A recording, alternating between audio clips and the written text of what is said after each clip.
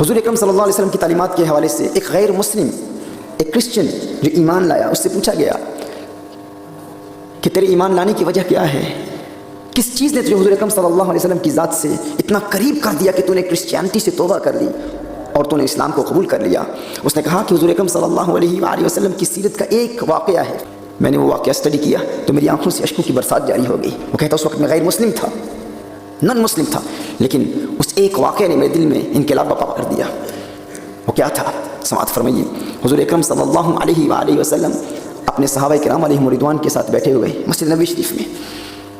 ایک شخص حضور کی بارگاہ میں حاضر ہوتا ہے، عرض کرتا ہے یا رسول اللہ صلی اللہ علیہ وسلم 3 دن سے میرا بیٹا گم شدہ ہے، اس کی ماں بھی پریشان ہے، میں بھی پریشان ہوں، 3 دن سے ماں نے کچھ کھایا نہیں ہے، کچھ پیا نہیں ہے، رات کو نیند نہیں آتی، ہم بیٹے کو تلاش کر رہے ہیں، یا رسول اللہ صلی اللہ علیہ وسلم آپ دعا کیجئے، آپ کی دعا کی برکت سے میرا بیٹا مجھے مل جائے۔ حضور اکرم صلی اللہ علیہ وآلہ وسلم نے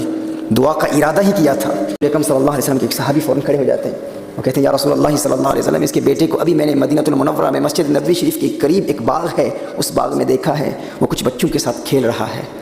وہ فوراً کھڑا ہو جاتا ہے، بے قابو ہو جاتا ہے، بھاگ کر جاتا ہے اپنے بچے کو تلاش کرنے کے لیے۔ حضور اکرم صلی اللہ علیہ وسلم سے بلاتے ہیں، حضور کی بارگاہ میں واپس آتے ہیں۔ اس نے کہا یا رسول اللہ صلی اللہ علیہ وسلم آقا آپ میرے دل کی کیفیت کو جانتے ہیں، 3 دن ہو گئے یا رسول اللہ صلی اللہ علیہ وسلم اپنے بیٹے کو دیکھا نہیں ہے،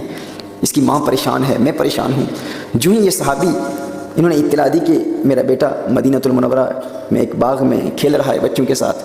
تو میں تحکم کو بیٹھا، بے قابو ہو گیا، اپنے اوپر قابو نہ پا سکا، اور اسی لیے اپنے بیٹے کو دیکھنے کے لیے میں یہاں سے جا رہا تھا۔ یا رسول اللہ صلی اللہ علیہ وسلم آپ میرے دل کی کیفیت کو سمجھ سکتے ہیں۔ حضور اکرم صلی اللہ علیہ وسلم نے ارشاد فرمایا بلانے کا ایک مقصد تھا، ایک ریزن تھی، میں نے اس لیے تجھے بلایا۔ حضور اکرم صلی اللہ علیہ وسلم نے ارشاد فرمایا جب تو اپنے بیٹے کو دیکھے گا تو اسے بیٹا کہہ کے نہ پکارنا، ابنی نہ کہنا، اسے نام سے پکارنا،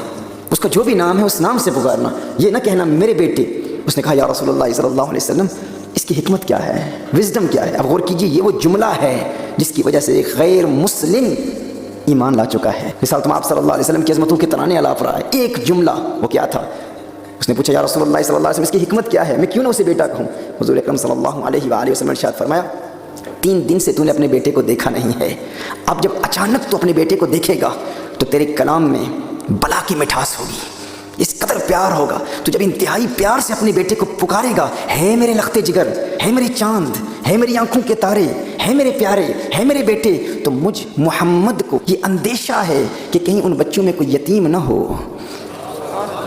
وہ جو باقی بچے کھیل رہے ہیں ان میں کوئی یتیم اگر ہوا تو اس یتیم کو تکلیف ہوگی اور وہ کہے گا کاش میرا باپ بھی زندہ ہوتا، کہتا ہے میرے بیٹے، ہے میرے پیارے۔ اس لیے میں کہہ رہا ہوں کہ بیٹا گھر جا کے کہہ لینا، لاڈ گھر جا کر لینا، پیار کا اظہار گھر جا کر لینا، ان بچوں کے سامنے نام سے پکارنا۔ وہ غیر مسلم کہتا ہے حضور اکرم صلی اللہ علیہ وسلم کا فقط یہ ایک جملہ تھا جس نے میرے دل کی کایا پلٹ دی، اور مجھے یقین ہو گیا یہ پیغمبر امن ہے جسے لوگوں کے اولاد کے دل میں پیدا ہونے والے خیالات کا احساس ہو،